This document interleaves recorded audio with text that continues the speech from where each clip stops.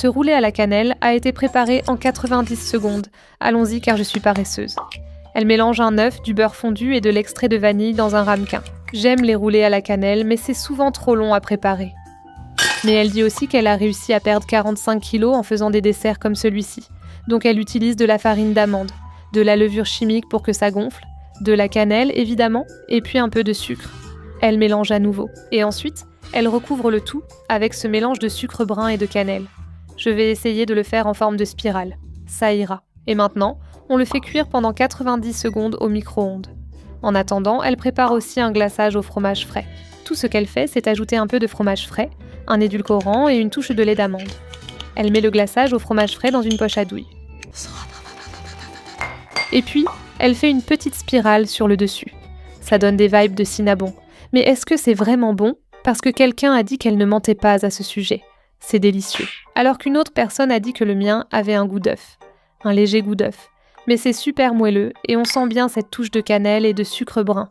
8 sur 10. Mais j'ai encore 9 autres recettes de desserts faciles et elles deviennent de plus en plus faciles. Ce prochain dessert n'utilise que 2 ingrédients et la créatrice dit que si vous mélangez de l'eau et du chocolat, vous pouvez obtenir une mousse au chocolat légère, moelleuse et aérée. Comme l'huile et l'eau, je ne suis pas sûre. Les pépites de chocolat avec l'eau, ça marche ? Ça ne va pas juste faire de la bouillie et de l'eau ? Quelqu'un d'autre a dit ne pas savoir. Je n'aime pas le chocolat chaud dilué et ça en a tout l'air. Mais maintenant, elle dit de le mixer pendant 2 minutes et j'utilise ici mon blender le plus puissant. Oh là là, c'est chaud. Je ne sais pas pour la mousse au chocolat, mais j'ai une soupe au chocolat. Maintenant, elle la verse dans un bol. La consistance est lisse, même un peu mousseuse. Je reste sceptique car on m'a dit que je m'étais laissée avoir.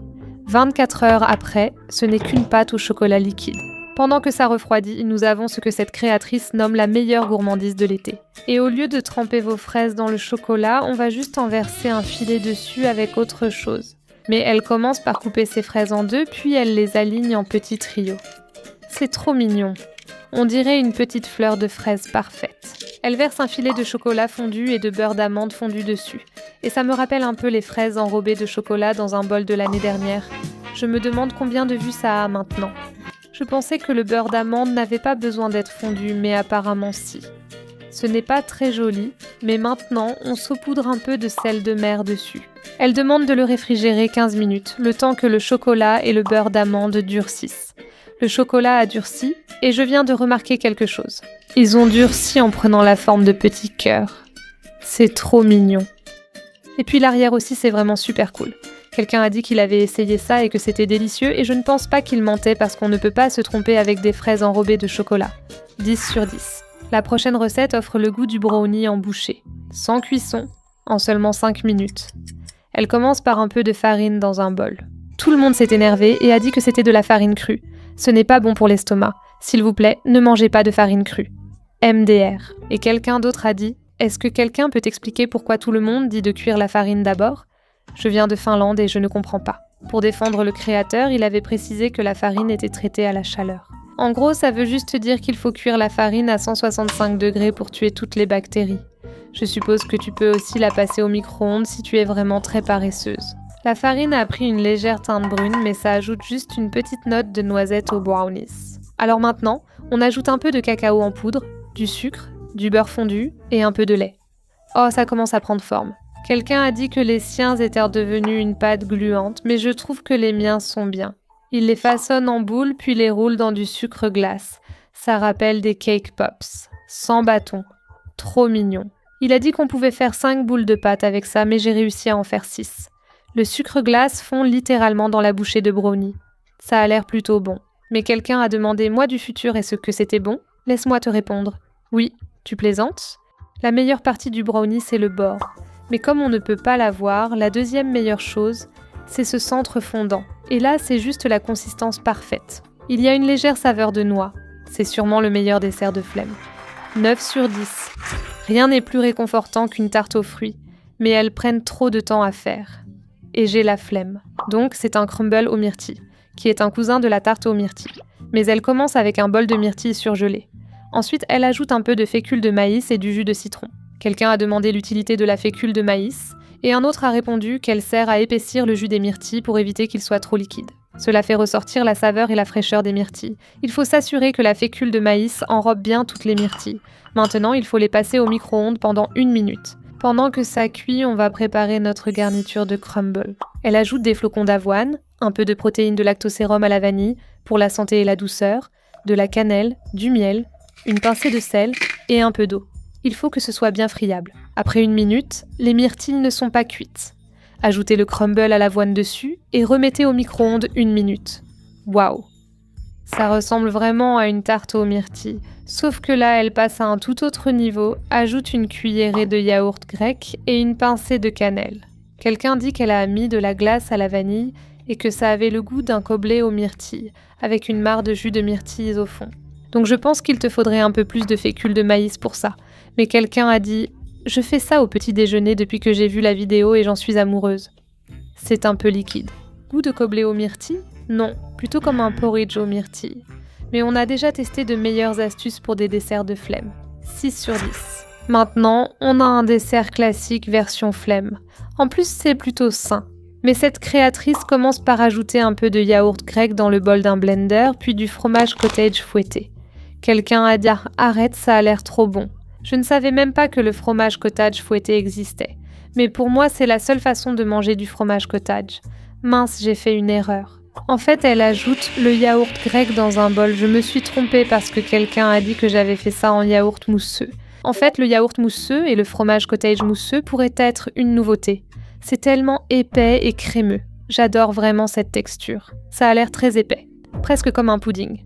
Mais maintenant, elle dit que selon à quel point vous aimez le pudding sucré, vous pouvez ajouter 2 à 3 cuillères à soupe de ce mélange pour pudding à la vanille. Et ça, c'est optionnel, mais on peut aussi ajouter un peu de pâte de vanille.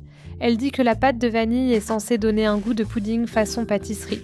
Enfin, elle ajoute des tranches de banane et des biscuits Nilla. Où est mon coupe-banane quand j'en ai besoin ? La poudre de pudding le rend vraiment jaune et maintenant ça ressemble à un pudding très crémeux. J'ai l'impression que je pourrais juste le manger comme ça directement. Elle le transfère dans un autre bol, ajoute des tranches de banane et saupoudre des miettes de biscuits avant de servir après refroidissement. Elle a dit que sans self-control comme elle le mangerait tout de suite. Comme ça a l'air très bon, je vais l'essayer. Est-ce que ça donne à quelqu'un d'autre une drôle de sensation aux dents, comme si c'était trop sucré ? Ça pourrait bien devenir mon nouveau dessert ou petit déjeuner préféré. C'était vraiment délicieux, c'est sucré. Il y a un goût de banane. Je vais lui donner 9 sur 10. Cette créatrice dit que si vous avez 5 minutes, ça pourrait bien être l'astuce de mochi à la mangue la plus facile qui existe. Parce qu'elle commence par mouiller une feuille de riz. La feuille de riz, ce n'est pas salé, j'ai l'impression que c'est plutôt neutre. Elle la pose sur un bol. Pendant que ça ramollit, je vais éplucher ma mangue. Et on dirait qu'elle coupe la sienne en beaux morceaux. Parfait, parce que la feuille de riz est ramollie, mais maintenant elle colle à mon bol. Laisse-moi juste la décoller. Oh là là. Maintenant, elle met de la chantilly en bombe, ajoute des morceaux de mangue, façonne une boule et place le tout au congélateur 15 minutes. Oh, regarde-moi ça. On dirait un petit ravioli. Quelqu'un d'autre a dit d'essayer avec de la fraise, je pense que ce serait délicieux. Mais tu sais quoi ? J'ai vraiment l'impression que cette recette est facile, mais voyons si elle l'est assez pour qu'un enfant puisse la faire. Est-ce que tu as des mangues et des fraises ? Donc on a 3 petits pochons de mochi ici. Mettons-les au congélateur pendant 15 minutes et voyons si ça a vraiment le goût du mochi.